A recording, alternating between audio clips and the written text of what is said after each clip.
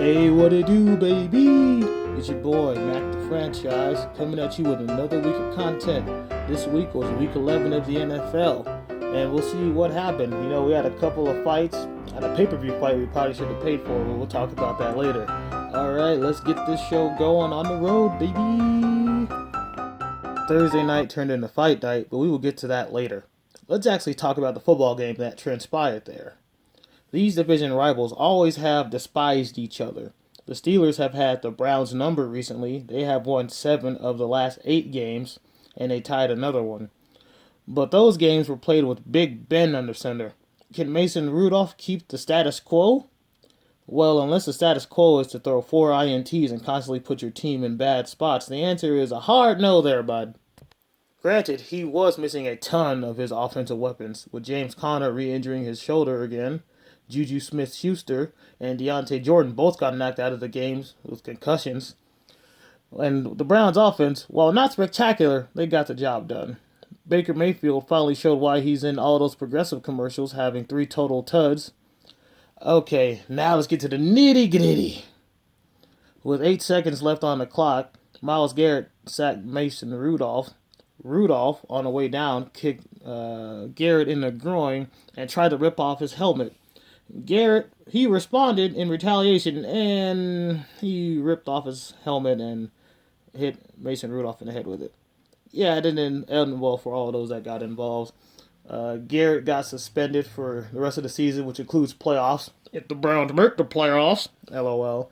And then center for the Steelers, Marquise Pouncey, he got suspended for 3 games in his involvement as well. And let's just hope something like this doesn't happen again for football, because it just made the whole sport look bad and made the whole NFL league itself look bad. 2 of the AFC's top teams, both led by mobile quarterbacks, duked it out. Well, duked it out is a strong word. It was more like an old school shellacking. Lamar Jackson continues to make defenses just look utterly stupid. He had 4 tuds and his customary great running total in yards. Sure, the Texans got robbed by a non-pass interference call, but does it really matter? He kind of got blown out, though. Deshaun Watson, he was sacked 7 times. He also threw a pick. And 5 of those sacks came just in the first half alone. And he finished with a QBR of 9. Shout out to Tony Romo. And if you own him in fantasy like myself, you probably were pretty ticked off.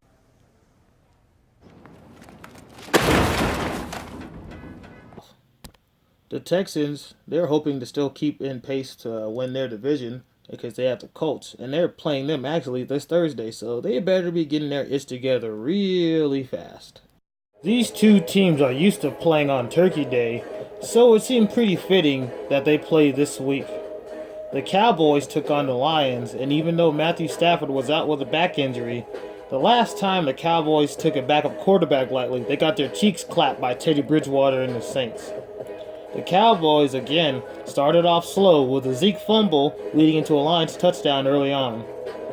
But eventually, the Cowboys found their groove. Dak had a career game, throwing for over 400 yards and 3 tuds, and his asking price for his contract with the Cowboys is continuing to rise. The Lions' backup, former Bengal quarterback Jeff Goddang Driscoll, shout out to all my Red Dead fans. He played a solid game himself. With the help of the Cowboys defense making him look like Lamar Jackson, he had 1 rushing and 2 throwing tuds. The Cowboys, they have a huge game next week against the Pats. And then the Lions, they play the lowly Redskins next.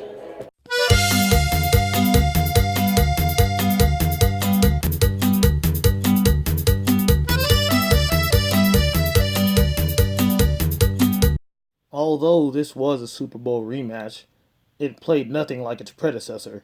But it did have one thing in common with it. A trick play was involved, and it was a pretty big deciding factor in it. This game was not a shootout, but a defensive battle. Probably more so to do with each team's QB not playing their best. Wentz, after both his tackles got exited the game due to injuries, he was sacked 5 times, and Tom Brady, he needed 47 attempts to just get a little over 200 yards, which is not a very good average. The Pats defense has played soft competition so far this year, but they are still a pretty good, solid unit, and their special teams keeps them in a lot of games. with their punt game pinning their opponent very deep inside the 20 a lot of the time. And they showed you why a lot in this game. After the defense gave up 10 points early on, they shut out the Eagles the rest of the contest. Needless to say, they had some help from Nelson Aguilar. My man just started throwing babies out the window. Wow. We was catching them, unlike Aguilar.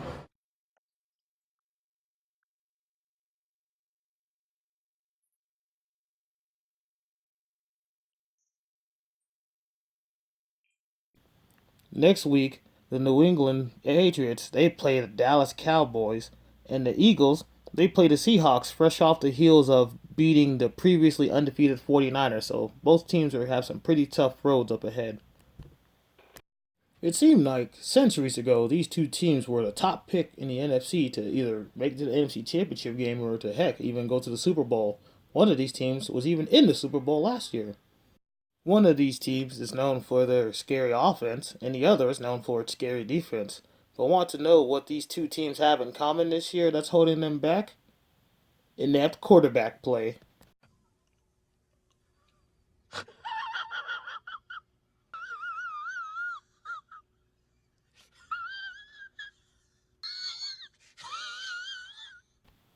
If the Rams were playing anyone else, barring the Redskins, Bengals, or Dolphins, they probably would have lost that game.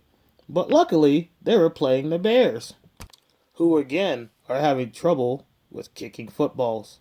And they are probably wishing they drafted Mahomes or Watson instead of, what's his name? Mitchell Trubisky. Yeah, that's right, you heard me right. Trubisky was picked well before Patrick Mahomes or Deshaun Watson were in the first round in that same draft. Very crazy to think about. I think whoever was scouting for the Bears that year had a little bit of the bubbly before they drafted him. Oh, a little bit of the bubbly. Monday night, we had the Chiefs versus the Chargers, and what made this division round matchup very special is that this game took place in Mexico City. No se preocupen, Speedy González se los trae. ¡Yepa, yepa, y arriba, arriba! ¡Ándale, arriba, arriba, yepa! The Chiefs are looking to keep their first place in the division intact, while the Chargers, they have underachieved this season. They could easily upset the Chiefs because they have a lot of talent on their roster with Melvin Gordon, Austin Eckler, and on the defensive side, they got that other Bosa brother, and they got Melvin Ingram. But with all that talent, there was one obvious thing holding the Chargers back, and his name is Phillip Rivers. Phillip Rivers in this game, he was an interception throwing machine. He threw 4 total on the night, and it should have been 5. The only reason it wasn't 5 is because Tyrann Mathieu dropped one because it was so easy, he was just surprised that he threw it at him. That's really been the narrative for the whole Chargers team this season. All of their losses have come by one score. One score. And in these games, Phillip Rivers has 14 turnovers by himself. It makes it pretty hard to win the games where you're just giving away possession to the other team and you're just shooting yourself in the foot continuously. Honestly, Chargers, you should start looking forward to the future if you want to start winning more games. Okay, now we got some bonus Mavs coverage. The Mavericks, they have the 5th best record in the loaded Western Conference. Last beat the Spurs back in home in Dallas. Luka, he recorded a 6th triple-double in the season, which currently leads the league. He dropped 42 points, 11 rebounds, and 12 assists. With this triple-double, he becomes the second youngest player in NBA history to record a 40-point triple-double behind the king himself, LeBron James. Luka on the season, he is 4th in scoring, 3rd in assists, and he's 10th in rebounding. And so these numbers, he's starting to put himself up there with the greats. And some people, I've heard him getting compared to Larry Bird, which I like it, but I think we should hold off on that for a little bit. Just is wait until we start winning championships. Coming up next, the Mavericks, they take on the Warriors, the Cavaliers, and they have a big matchup on Sunday against the Rockets. So we'll see how everything goes there. All right, everybody, that was it for this week. Sorry, it's been pretty spotty this week. Both me and my editor were both pretty busy people, but we're trying to keep it going. I want to start uploading some video game stuff because I know everybody is into sports for some weird reason because they hate their lives. But as you enjoy the content, I'm enjoying you guys. Please share, like, comment, just smash that like button. I'm starting to sound like every YouTuber on the planet right now, but I got to do it. You guys have a good day, and I'll see you next week. I'm Batman E. Bombay.